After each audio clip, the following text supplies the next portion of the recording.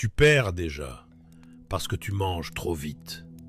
La cuillère racle le bol de bois, la bouillie brûlante te mord la langue, et tu avales quand même comme un homme certain qu'il y aura du rab. Dans la maison longue, le bruit baisse, les gens se mettent à regarder, et tu comprends seulement maintenant, ici, la faim n'est pas une affaire privée. Ton appétit se voit. Ta voracité sonne plus fort qu'une corne de guerre. Il reste des mois avant le printemps. Devant toi, ce n'est pas un dîner. C'est une part du calcul hivernal, du grain qui n'a pas pourri, du poisson séché à temps, du lait devenu acide et durable, de la graisse dont le corps a besoin pour ne pas céder au froid dans le noir. Pour toi, c'est une nourriture étrange, sans choix, sans sauce, sans vrai goût. Tu veux en redemander, vraiment. Ton corps réclame de la chaleur, ton ventre tire, tes doigts tremblent après une journée où tu as dépensé plus de force que tu n'as mérité de nourriture. Mais ici, demander encore n'a rien d'innocent. Cela dit, cet homme ne sait pas compter. Cet homme mangera aujourd'hui ce qui devait chauffer quelqu'un dans une semaine. Les Vikings traversaient la nuit d'hiver, non parce qu'ils étaient des sauvages au ventre de fer. Ils survivaient parce que leur nourriture était un système. Réserve, sel, fumée, séchage, graisse, discipline et peur de devenir celui qui prend plus qu'il ne rend. Tu pensais que l'hiver tuait par le froid. Non. D'abord, il regarde comment tu manges. Tu ne te réveilles pas grâce à la lumière. Il n'y en a presque pas. Derrière les murs, le matin a déjà commencé. Mais dedans flotte encore une lourde pénombre d'hiver. Le feu est plus bas. Les gens se lèvent sans mots, comme tirés du sommeil par une corde invisible. Personne ne demande si tu as dormi. Dans un monde où l'hiver dure des mois, bien dormir n'est pas un droit, mais une chance. Tu regardes l'endroit où l'on garde la nourriture, et seulement là, tu comprends que ce n'est pas un garde-manger. C'est un calendrier, des bottes de poisson séchées, des sacs de grains, des morceaux de viande gardés pour ne pas pourrir trop tôt, des réserves de lait acide, de la graisse conservée presque avec respect. Hommes, femmes, vieux, enfants, malades, ceux qui travaillent, ceux qui ne peuvent plus. Les bouches autour de toi deviennent plus terribles que le vide. Dans le monde moderne, la nourriture sort du magasin, du frigo, de la livraison. Tu crois que la faim est une pause entre deux repas. Ici, elle est le fond de tout l'hiver. Elle ne crie pas. Elle s'assoit près du feu et attend que quelqu'un prenne trop. Dehors, la terre est morte. Le champ ne donnera rien. L'herbe sous la neige ne sert à rien. Il faut nourrir le bétail, sinon au printemps, tu n'auras ni lait, ni viande, ni force. La pêche dépend du temps, la chasse de la chance. Tu sens encore le vide dans ton ventre et fais ta deuxième erreur, croire que la nourriture est un problème personnel.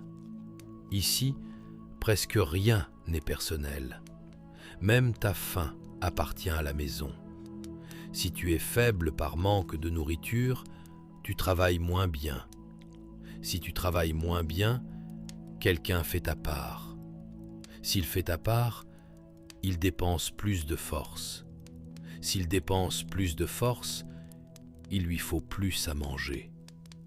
L'hiver viking n'était pas seulement du froid, c'était un siège alimentaire où chaque jour mordait dans les réserves et où chacun devait prouver qu'il valait son bol. Mais l'ennemi le plus effrayant dans ce noir n'est pas le bol vide.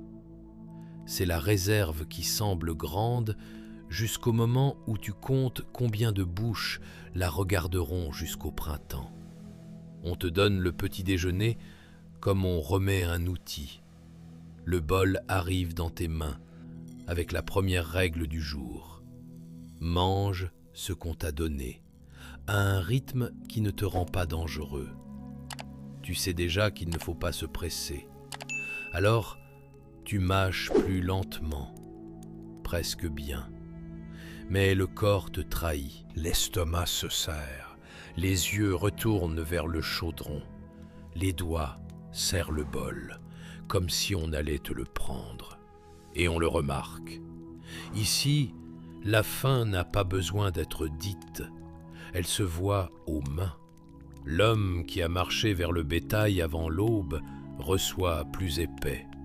Une vieille mange lentement, économisant chaque bouchée, comme si elle tenait non de la nourriture, mais les dernières minutes de chaleur.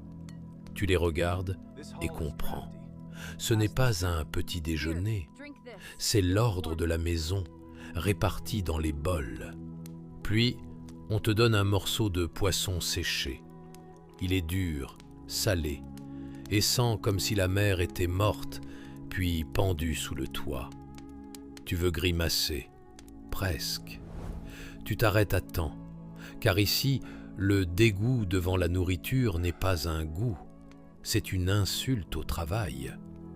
Quelqu'un a pêché ce poisson dans le froid, quelqu'un l'a vidé, quelqu'un l'a séché, quelqu'un a surveillé qu'il ne pourrisse pas. Et toi, homme des frigos, des sauces et des livraisons, tu allais montrer que ce n'est pas terrible. Tu mords. Ta mâchoire fatigue avant que le morceau devienne nourriture. Le sel râpe la langue. Tu veux de l'eau, beaucoup, propre, tout de suite, à volonté. Mais l'eau non plus n'apparaît pas seule. Il faut l'apporter. Tu te tais. C'est la deuxième décision intelligente. Le jour continue et la nourriture ne devient pas un souvenir. Elle devient la mesure de ta force. On te donne du travail et au bout d'une heure, tu comprends que ton corps moderne est habitué à un autre contrat. Manger, être rassasié. Fatigue, encas. Envie de sucrer, achat. Ici, pas d'encas, pas de sucre dans la poche, pas de boisson chaude qui t'attend. Il y a ce qui a été calculé d'avance et ton corps doit marcher avec ça, qu'il aime ou non. Tu te trompes dans les détails, car la faim rend les pensées collantes et lentes. La main va au mauvais endroit, le pied accroche le bord. Tu restes une seconde de trop. Personne ne crie, mais tu le sais déjà. Le jugement muet est pire qu'un cri. Tu penses à manger, et cela fait plus peur que le froid, car cette pensée prend dans ta tête la place de la prudence. Dans ce monde, la faim n'était pas un vide dans le ventre, c'était une façon de rendre l'homme plus stupide. Le soir, on te donne encore un bol, moins que tu veux. Tu manges lentement, mais dedans tu comptes déjà combien reste dans le chaudron, qui a reçu plus. Verra-t-on si tu passes un doigt sur le bord du bol? On le verra. Les Vikings ne battaient pas l'hiver par des festins. Ils le battaient par l'habitude de manger monotone, supporter la faim, respecter la réserve, ne pas transformer l'appétit en problème pour les autres. Leur régime n'était pas une romance d'une ordure, c'était du carburant partagé selon des règles qui se fichaient de tes envies. Tu perdais non parce que la nourriture était mauvaise, tu perdais parce que tu attendais du choix. Et quand tu crois que la pire torture est la monotonie, l'hiver révèle une autre couche. La nourriture ne doit pas seulement te nourrir aujourd'hui. Elle doit ne pas pourrir avant que tu revoies un vrai soleil. Le soir, on te conduit là où l'hiver est stocké d'avance. Tu croyais qu'un garde-manger était juste un coin sombre avec de la nourriture. Erreur. Ce n'est pas un coin. C'est un champ de bataille sans cri. Ici se décide qui respirera au printemps et qui deviendra une histoire que personne ne racontera. Dans la pénombre pendent des bottes de poissons séchées, dures, tordues, grises, presque en bois. Les sacs de grains sont posés comme s'ils contenaient non de l'orge, mais des jours de vie. Dans des pots de terre et de bois sont cachés lait acide, beurre, graisse, tout ce qui donne de la chaleur au corps quand le soleil cesse presque d'appartenir au monde. Quelque part repose de la viande gardée par le sel, la fumée, le froid et la patience. Tu inspires et grimaces à l'odeur. Troisième erreur. Le maître de maison le voit aussitôt, parce qu'un homme qui grimace devant les réserves n'a pas compris ce qu'il regarde. Pour toi, c'est une odeur rude de vieux poissons, d'acide, de sel et de graisse. Pour eux, ce sont des mois de travail rangés pour ne pas pourrir avant les hommes. Ici, la pourriture était un ennemi aussi dangereux que le gel. Si le grain prend l'humidité, les bouillies disparaissent. Si le poisson sèche mal, la nourriture devient maladie. Si la viande tourne, tu ne perds pas un dîner, mais des semaines de survie. Si la graisse finit, le froid entre dans le corps plus vite, plus profond, plus bas. Sans assez de carburant dedans, tu refroidiras quand même. Le moderne croit qu'une nourriture gâtée se jette. Ici, la nourriture gâtée est une condamnation qu'on n'a pas encore annoncée. Tu regardes le poisson séché et comprends enfin, il ne doit pas être tendre, il ne doit pas te plaire, il doit survivre au noir. Les Vikings séchaient, salaient, fumaient, fermentaient, gardaient au froid, cachaient de l'humidité, protégeaient des souris, de la moisissure, de la faim d'autrui et de leur propre faiblesse. Leur régime n'était pas primitif. C'était une technologie lente contre la mort. Tu veux passer la main sur un sac de grains, mais on t'arrête avant que tes doigts touchent la toile. Ici, on ne touche pas une réserve par curiosité. Tout geste inutile près de la nourriture pose la question de la confiance. Qui es-tu? Parent? Travailleur? Invité? Fardeau? L'homme qui a déjà trop regardé le chaudron aujourd'hui? Dans cette maison, la nourriture était mémoire. Qui n'a pas dormi quand la fumée allait mal?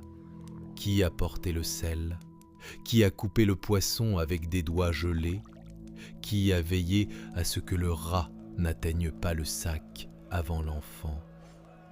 Et maintenant tu apparais, l'homme qui hier encore appelait régime le fait de refuser un peu de pain. On te donne un petit morceau de poisson sec et un peu de lait acide. Tu mâches et la mâchoire fait mal. Le sel tire l'humidité de ta bouche. L'acide coupe la langue. Le goût est lourd, grossier, têtu. Mais la fraîcheur en hiver est un luxe. Le sucré, presque un rêve. Le mou, suspect s'il n'a pas été bien conservé. La nourriture des Vikings devait faire une chose, travailler. Travailler dans le noir. Travailler après des semaines de stockage. Travailler quand le champ est mort, travailler quand la mer est fermée par le temps, travailler quand l'homme se réveille épuisé et doit quand même aller au bétail, au bois, à l'eau, au froid. Tu pensais que le régime, c'est ce qu'on met dans la bouche? Non. Ici, il commençait bien avant le bol. En été, quand il fallait pêcher plus que ce qu'on mangeait. En automne, quand il fallait abattre non l'animal dont on avait pitié, mais celui qu'on ne nourrirait pas l'hiver. Le jour où il fallait choisir, garder le lait frais pour une courte joie ou le changer en réserve acide qui tiendrait des semaines. Voilà la vraie cruauté. L'hiver forçait à choisir d'avance, et si le choix était mauvais, tu ne l'apprenais pas tout de suite. Tu l'apprenais 1 mois plus tard, quand le sac devenait léger, 2 mois plus tard, quand les portions devenaient fines, 3 mois plus tard, quand on donnait un bol aux malades et que quelqu'un regardait trop longtemps si cela valait le coup. Tu ressens encore la faim. Elle contient désormais de la peur, parce que tu as compris, ici, la nourriture ne finit pas d'un coup. Elle baisse chaque jour, sous les yeux de tous. Et chaque jour, quelqu'un doit faire comme si cela suffisait. La nuit d'hiver ne se vainquait pas par la force. Elle se vainquait par une réserve non pourrie, de la graisse non mangée trop tôt, du poisson qu'on pouvait mâcher, du grain resté sec, des gens capables de regarder la nourriture et d'y voir non du plaisir, mais du temps. Tu perds non parce que le goût te déplaît, tu perds parce que pour toi, la nourriture reste un désir. Pour eux, c'est un calcul. Tu découvres la vraie structure de la maison non par ses murs, par celui qui reçoit le meilleur morceau. Près du feu, on distribue encore la nourriture.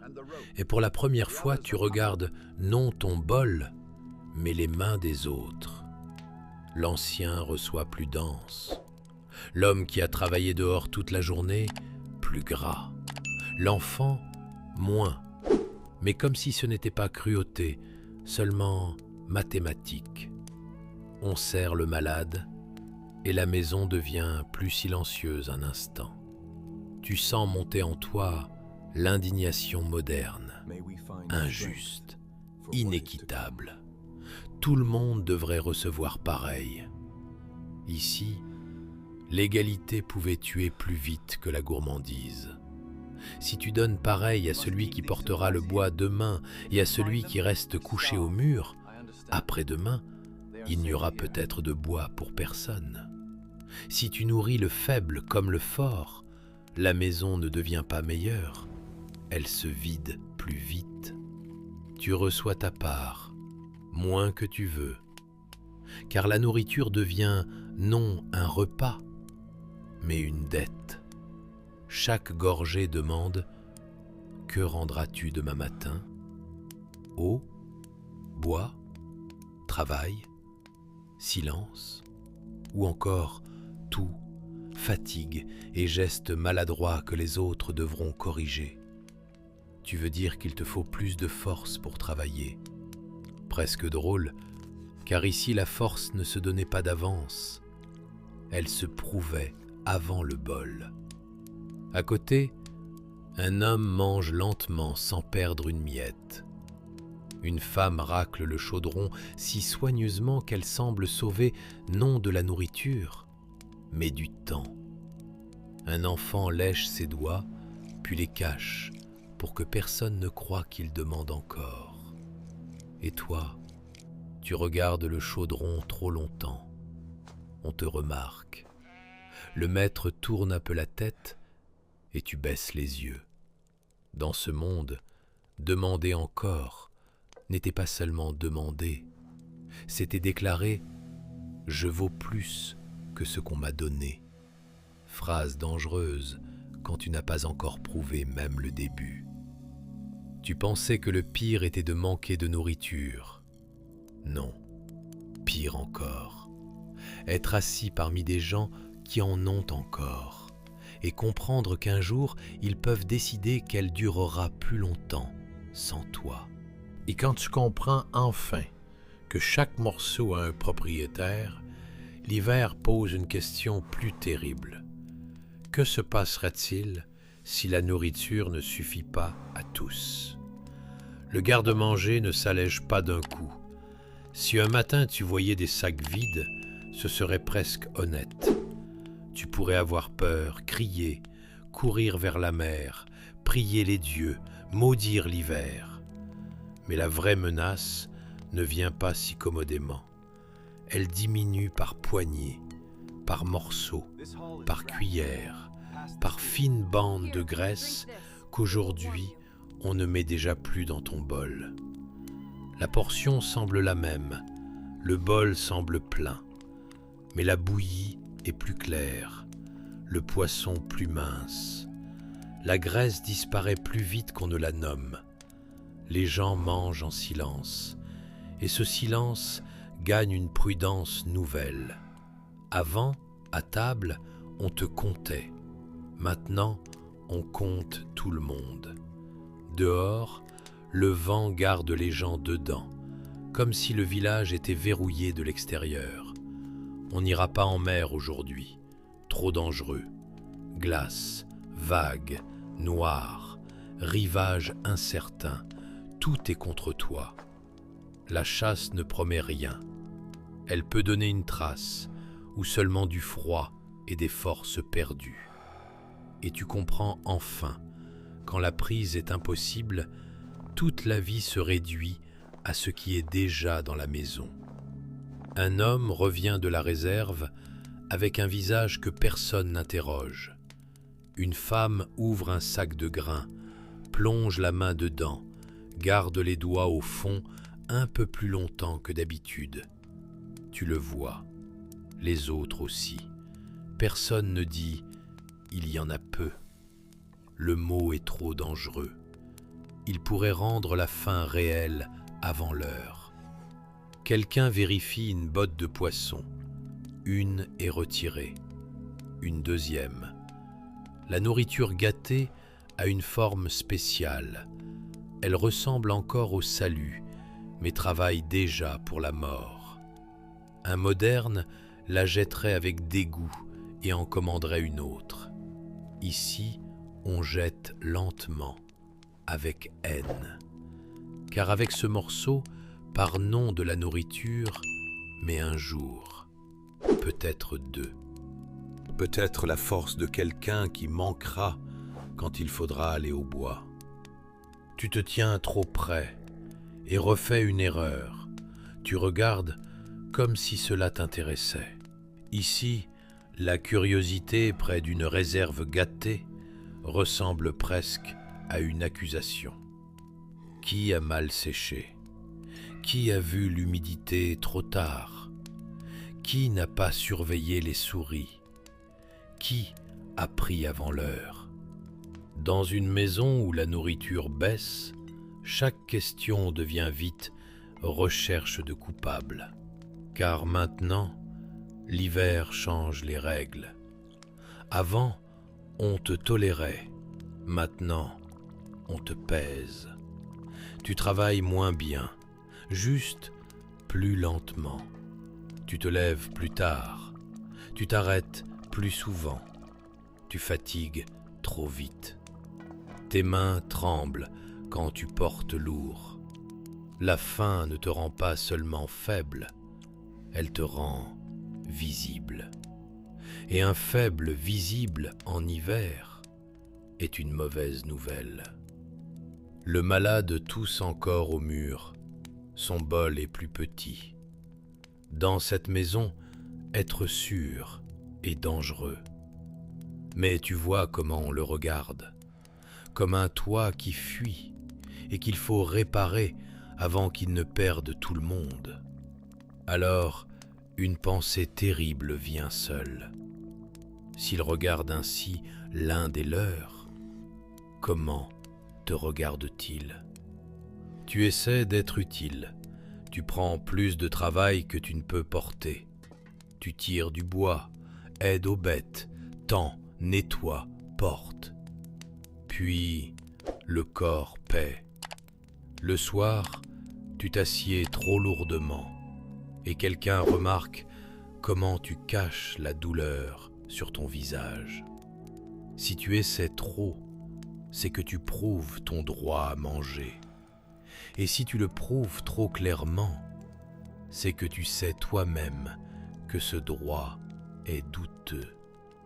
La nourriture cesse d'être nourriture.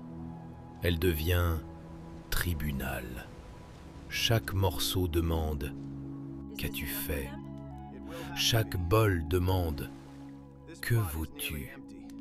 Chaque regard demande « La maison sera-t-elle plus légère si un jour ta part reste dans le chaudron ?» Tu pensais que la faim, c'est l'estomac vide. Non, la faim commence plus tôt, quand les gens parlent plus bas, quand la graisse est gardée pour les plus forts, quand l'enfant cesse de demander, quand on nourrit le malade et que quelqu'un regarde le feu trop longtemps, quand tu comprends que la phrase la plus terrible de la maison peut ne jamais être dite. Un jour, on te donnera simplement moins. Tu es assis dans le noir, tu mâches du poisson dur et le sel coupe ta langue. Le corps exige encore. L'orgueil exige le silence. La peur exige de mieux travailler demain. Mais l'hiver ne négocie pas avec tes intentions. Il se moque de savoir quel bonhomme tu étais dans ton monde chaud. Ici, seul le reste compte. Et maintenant demeure la vraie question. Non pas ce qu'on te donnera à manger, mais combien de jours passeront avant que la maison comprenne que ses réserves vivront plus longtemps sans toi. À la fin de l'hiver, tu ne rêves plus de festin. C'est un désir trop grand pour quelqu'un qui commence à comprendre le prix d'un bol. Maintenant, tu rêves seulement qu'on te donne autant qu'hier, simplement pas moins. Et un jour, on te donne moins. Personne ne se lève, n'annonce la sentence, ne dit que tu es inutile. La femme au chaudron passe seulement la cuillère un peu plus haut qu'avant. Dans ton bol tombe une bouillie liquide avec plus d'eau que de force. Le morceau de poisson est plus fin. Il n'y a plus de graisse. Le maître de maison le voit, les autres aussi. Et tu comprends que le moment le plus terrible de la faim n'est pas celui où il n'y a plus de nourriture. C'est celui où il y en a encore, mais où l'on commence déjà à la retirer à ceux qui n'ont pas justifié leur part. Dire que tu as travaillé, que tu as essayé, que tu as porté du bois, tiré l'eau, gardé le silence, supporté la fumée, mangé ce qu'on donnait, jamais demandé de rab. Mais ce monde ne sépare pas l'effort du résultat. Si tu dépenses plus de force que tu n'apportes d'utilité, tu n'es pas un héros, tu es une dépense. Voilà comment cela finirait pour toi. Pas par la faim le premier jour.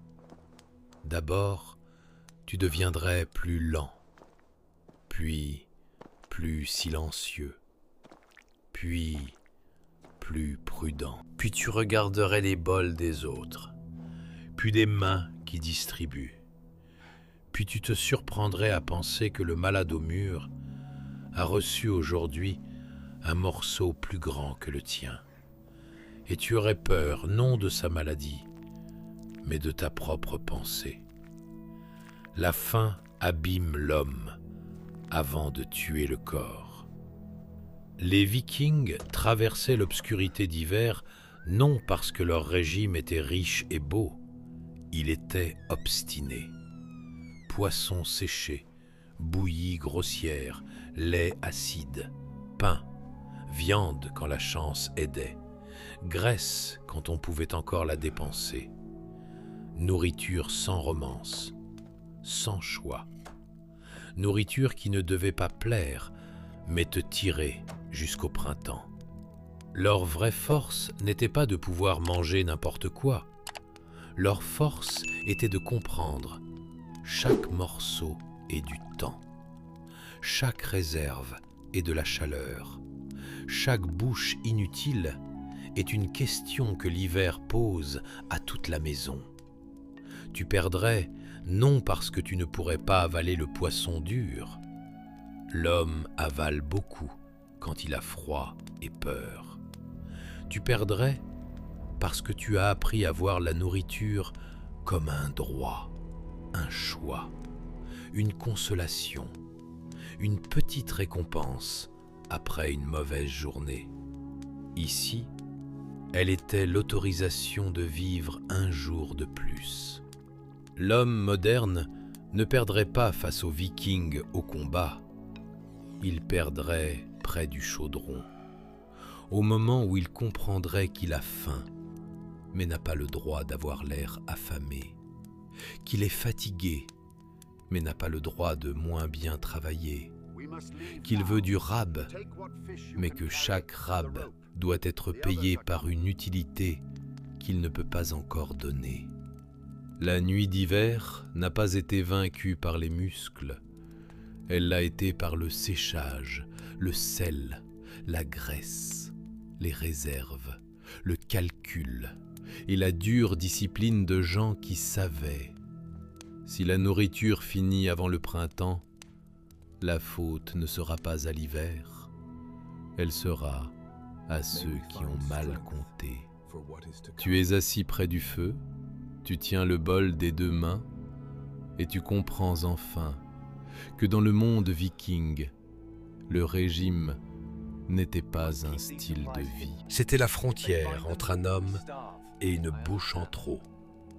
Si tu veux, non des contes de banquets, d'hydromel et de cornes, mais la vraie mécanique de survie des Vikings, abonne-toi, car le prochain mythe peut être encore plus désagréable. Parfois, l'arme la plus effrayante du Nord n'était pas la hache, mais le garde-manger qui se vide.